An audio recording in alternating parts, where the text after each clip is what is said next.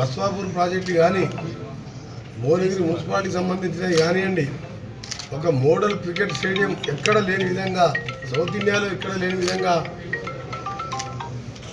దాన్ని నేను ఎంపీగా ఉన్నప్పుడు శాంక్షన్ చేపిస్తే మా ప్రభుత్వం రాగానే అనిల్ రెడ్డి గారు ఎమ్మెల్యే గారు ఎమ్మెల్యే కలెక్టర్ గారితో చర్చించి మంచి స్థలం ఎంపిక చేసి దాని మొదటి సంతకం రెవెన్యూ మినిస్టర్గా పొంగులేటి శ్రీనివాసరెడ్డి గారు, మొదటి సంతకం భువనగిరి కేడియానికి సంబంధించిన 10 ఎకరాల భూమి ఇవ్వడం, దాన్ని ఇవాళ డిపిఆర్ కూడా సిద్ధం చేసి నిన్ననే సెక్రటరియట్లో ప్రిన్సిపల్ సెక్రటరీ స్పోర్ట్స్ డైరెక్టర్ గారితో ఆఫీసర్తో రివ్యూ చేసి నెక్స్ట్ వీక్ డిపిఆర్ పంపించి 2 నెలల్లో టెండర్ కార్యక్రమం పూర్తి చేసి కేడిఎన్ నిర్మాణం పూర్తి చేస్తున్నాం. ఇవాళ నేషనల్ లెవెల్లో ఇక్కడ ఏ కాంపిటీషన్ జరిగినా హైదరాబాద్ దగ్గరలో ఇక్కడ నిర్వహించే విధంగా దాన్ని అభివృద్ధి చేయడం, ఎమ్మెల్యే గారు పట్టుదలతో దాన్ని సాధించుకోవడం, నా మీద ఒత్తిడి తీసుకోవడం, దాంతోపాటు టూరిజంకి వెళ్ళి రోప్వే కూడా త్వరలోనే ఒక 2 మాసాల్లోనే టెండర్ ప్రక్రియ పూర్తి చేసుకొని రోప్వే తీసుకొచ్చి ఒక టూరిజం స్పాట్ లాగా చేయాలని భువనగిరికి వెళ్ళాలని నిర్ణయం తీసుకున్నాం. కేంద్రం ఇచ్చే నిధులు కాకుండా సరిపోకుంటే రాష్ట్ర నిధులు కూడా వాడుకుంటాం.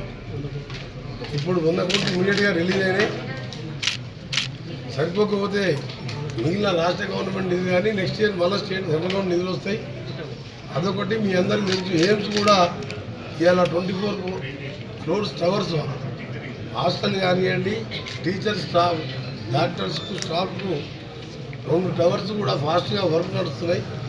దాని మీద బేసిక్గా రివ్యూ చేసి ఇంకా ఇన్ఫ్రాస్ట్రక్చర్ ఆలేరు కూడా ఆర్ఎన్బి నిధులకు వెళ్ళి 2 కాంట్రీలకు బ్రిడ్జ్లు ఇంకా రోడ్డు సంబంధించి కూడా దాదాపు 60-65 కోట్లు భువనగిరికి, 60 కోట్లు ఆలేరు కూడా ఇవ్వడం జరిగింది. కొలన్పాక కాక ఈ ఫస్ట్ విడతలు అంటే మాది బడ్జెట్ మార్చి తర్వాత ఏప్రిల్ నుంచి కొత్త బడ్జెట్ వస్తుంది. పాత వర్క్స్ శాంక్షన్ కానీ నాకున్న శాఖలో భువనగిరి ఇవన్నీ కూడా హెచ్ఎండే ఫండ్ తెచ్చి వాళ్ళ కార్యకర్తలు తెచ్చుకొని భువనగిరి తప్ప ఎక్కడ బ్రిడ్జిలు కానీ ఏం కట్టలేదు. మాకు వచ్చి పోచంపల్లి పీపీఆర్ లింక్ బ్రిడ్జి కదా మనం రుద్రవేలి బ్రిడ్జ్ ఎప్పటి వెళ్ళి పెండింగ్ ఉంది. 10 ఏళ్ళ అధికారం ఉంది, తెలంగాణ వచ్చింది, బడ్జెట్ ఉంది, కార్యకర్తలు సీసీ రోడ్లు ఇస్తావు ఎమ్మెల్యే గారు, మరి ఎందుకు ఆ బ్రిడ్జిలు కట్టలే? ఇలా నేను గెలిచిన 10 రోజులలో ఎమ్మెల్యే గారు 3 సార్లు నా దగ్గరకు వచ్చి ఆ బ్రిడ్జ్ శాంక్షన్ చేయించాం. ఆ సంగం బ్రిడ్జ్ కూడా దీంట్లో పెట్టించాం కదా సిఆర్ఎఫ్లో. గొల్లపాక బ్రిడ్జ్ సార్ మాకు జైన్ మతం మా దగ్గర అని చెప్పి ఐలయ్య గారు వచ్చినప్పుడు అడిగితే మనల్ని ప్రొసీడింగ్ ఇచ్చినాం, టెండర్ పిలుస్తున్నాం. ఇక్కడ బొల్లపల్లి అనంతపురం రోడ్డు కూడా ఆ రోడ్డు శాంక్షన్ చేసినాం. అంటే మీ బడ్జెట్ ఉండి కూడా వాళ్ళు పోయి అడిగే హక్కులు ధైర్యం లేదు. ముఖ్యమంత్రికి వెళ్తానికి అపాయింట్మెంట్ ఇవ్వడు. అందుకనే ఇక్కడ ఉన్న వాళ్ళందరూ కూడా చెప్తున్నాం, భువనగిరి మున్సిపాలిటీలో కూడా తప్పకుండా అమృత్ 2 స్కీమ్ రాష్ట్ర ప్రభుత్వం కాంబినేషన్లో అండర్గ్రౌండ్ డ్రైనేజ్ ఇవి అన్ని కలిసి కూడా మీ ఎమ్మెల్యే గారు దాని మీద అప్పుడే ప్లాన్ చేసుకుంటున్నాడు. వారికి నా పూర్తి సహకారం ఉంటుంది.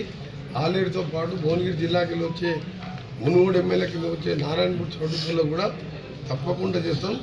RRR రోడ్ చివరిగా చెప్తున్నా, అలైన్మెంట్ ఇక్కడికి వచ్చేదాన్ని నిన్న రివ్యూలో అన్ని పేపర్లో కూడా వచ్చింది. దాన్ని కూడా కొద్దిగా వెనుకకు మారుతుంది. ఎందుకంటే ఔటర్ రింగ్ రోడ్కి వెళ్ళి 60 కిలోమీటర్ల అవతల RRR ఉండాలి. మా గవర్నమెంట్ వచ్చిన మా సీఎం గారు urban, semi urban, suburban and rural అని పెట్టాడు. ఆ గైడ్లైన్స్ ప్రకారం 60 కిలోమీటర్ పెట్టవచ్చు. అప్పుడు 50 రోడ్ అవతలకి వెళ్ళి రోడ్డు రావాలి. దానికి కావాలని ఎవరు మార్చారో అర్థం కాదు. చాలా అప్పుడు కూడా జిల్లా మంత్రి రోడ్లు ఉంటాయి కదా, ఎమ్మెల్యేకి ఏమైనా ఐడియా ఉంటాయి కదా. మన ఎమ్మెల్యే గారు హైదరాబాద్కి వచ్చాం చెప్పిండు, సార్ మీరు ఏమైనా సార్ రాయగిరి కానీ అప్పటికే ఈ బైపాస్ రోడ్డు మొత్తం 3 పోయినాయి. అంత పేదోళ్ళు, బీసీలు, ఎస్సీలు ఉన్నారు, మీరు దాన్ని వెనక జరపాలి సార్ అని చెప్పి. అది అదృష్టవశాత్తు నా డిపార్ట్మెంటే కాబట్టి నిన్న రివ్యూ చేసినాం. నేను అన్ని పేపర్లో కూడా వచ్చింది. రేపటికి వెళ్ళి అలైన్మెంట్ రెవెన్యూ డిపార్ట్మెంట్ వచ్చి మన కొత్త రెవెన్యూ చేసుకున్నాం. ఇంకొకటి